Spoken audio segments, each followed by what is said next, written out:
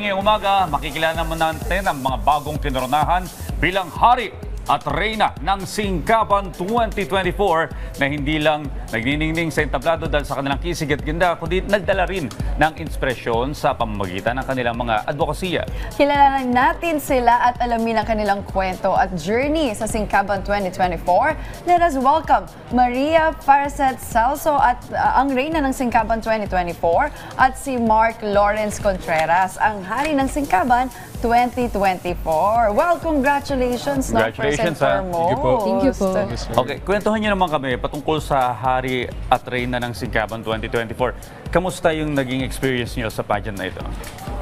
Yung pageant po na nakasulat sa ngayon, isa po siya sa pinaka-relevant na pageant sa Bulacan. So, aim po nito na mas ma-influence yung youth to uphold the tourism industry of Bulacan. So, yung experience po namin, syempre, hindi po naging madali pero sobrang memorable po kasi nakagamit namin yung platform to advocate and also to uphold the tourism industry of Bulacan. Faracet? As for me naman po, I feel very blessed kasi we were able to represent na yung town po namin sa Pulilan. And as like what Mark said, ayun nga po, Singkaban is one of the biggest pageants in Bulacan. And yung experience po namin doon, talagang feeling namin na dala po namin yung hindi lang po yung mga sarili namin, kundi yung bayan namin sa stage yun. And now, we're very proud to represent Bulacan. Yes, alam mo, ang dami talagang magaganda at mga gwapo talaga sa Bulacan. No? And then they have represented in many national pageants. Pag sinabi mong Bulacan, well, in fact, our Miss Universe is from Bulacan. And then for sure, kayo may mga plano din kayong salihan na national pageant in the future, no? So ano ba yung paghahanda na ginawa ninyo dito sa Singkaban, no? Pagsali dito sa itong pageant? Siyempre po, nauna po yung physical dahil sobrang halaga po nun. Nagda-diet pa ba kayo o babata Ngayon nyo po, pa? parang workout? after pageant po, parang tinigil po muna namin kasi parang nagpahinga po kami sa mga katawan namin. Pero yung preparation itself po, mahirap po siya pero sa dulo po fulfilling no?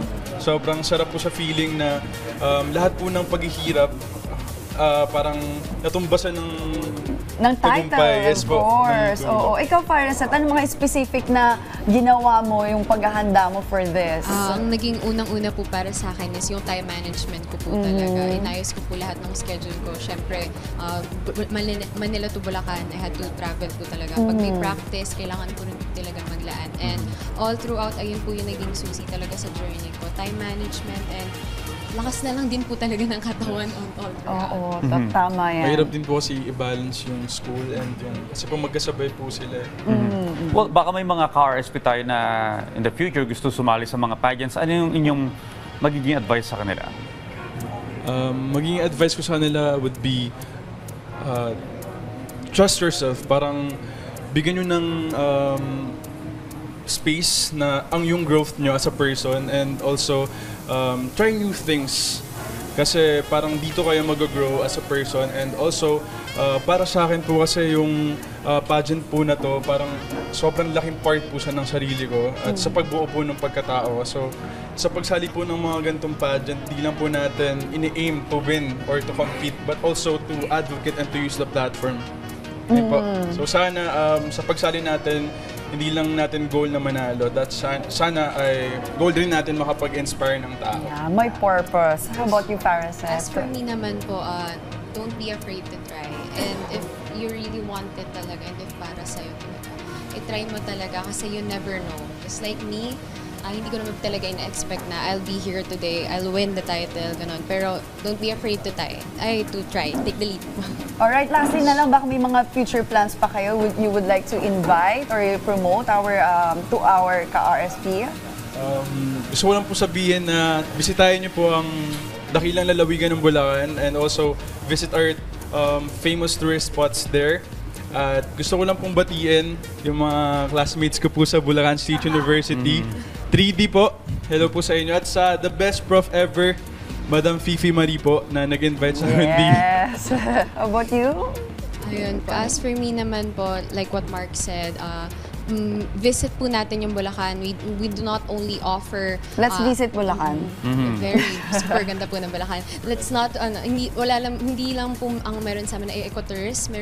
Meron na po kami pinapromote ngayon na agri-ecotourism as well as historical tourism po. And I would like everyone to see Bulacan because we can say that Bulacan, babalik-balikan.